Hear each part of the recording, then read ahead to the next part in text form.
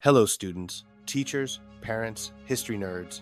Hello, everybody, and welcome to Nutshelled History, where we lay out the facts, the good, the bad, and the ugly.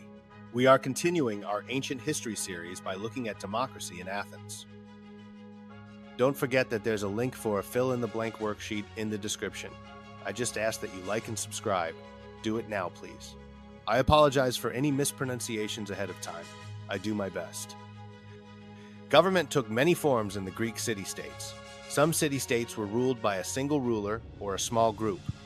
Other city-states were ruled by the people. Experimenting with forms of government. Early on, many city-states were controlled by oligarchies. An oligarchy is a government in which a small group of wealthy landowners, merchants, or artisans holds political power. Other city-states lived under tyranny, a government run by a strong ruler called a tyrant. Tyrants did not allow others to play a significant role in government. Nevertheless, Greek tyrants were not always bad rulers. In some city-states, they governed fairly and worked to improve life for ordinary people. Nevertheless, other forms of government began to replace tyranny in time, the world's first democracy. In the 500s BCE, Athens became the first Greek city-state to try democracy. This word means rule by the people. This experiment began in 594 BCE, when some ordinary men won the right to vote for officials. Over the next 150 years, Athenians introduced a series of reforms. These increased the number of people who could vote, allowed citizens to serve on juries, and made it easier for poor people to take part in government. The reforms helped make Athens more stable and democratic. With democracy came the idea of citizenship, which is membership in a political community with both rights and responsibilities. This concept set Greece apart from the rest of the world. Education also helped promote democracy in Athens. Students were taught the skills they needed to be well-rounded citizens. How did Athenian democracy work? During its golden age of democracy, regular Athenian citizens ran all parts of the government.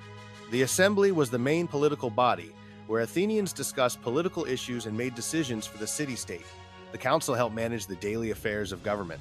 In the courts, citizens helped decide legal disputes. Democracy in Athens was a direct democracy, in which citizens took part directly in making decisions. This differs from representative democracy, in which citizens elect others to represent them in government.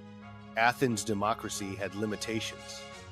For example, women could not participate, and slaves had no rights. Compared to most places in the ancient world, however, Athens included far more people in government. All right, it's time for the recap. Government in the Greek city-states was like a long-running reality show where every city tried a different system and waited to see who got voted off next. At first, many places used oligarchies where a small group of rich and powerful people made all the decisions which worked great for them and not so great for everyone else.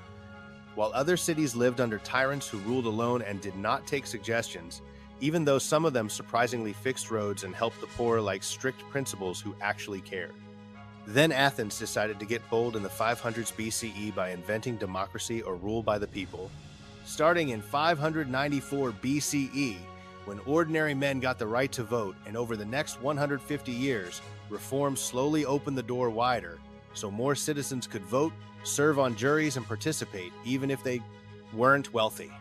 Education trained Athenians to be active citizens, and during the Golden Age, regular people ran the assembly, the council, and the courts in a direct democracy where citizens voted themselves instead of electing representatives, which meant a lot of talking and probably a lot of shouting.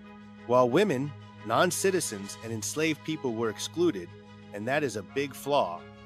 Compared to most of the ancient world, Athens let far more people join the political party, proving that ancient Greece was not just about statues and sandals, but also about loud debates, big ideas, and the world's first attempt at letting the people run the show. There you have it, folks. That is democracy in Athens nutshelled. Thanks for stopping by Nutshelled History. Don't forget to smash the like and subscribe buttons for me. Yeah, help me expand this channel. Okay, I'll see y'all next time on Nutshelled History.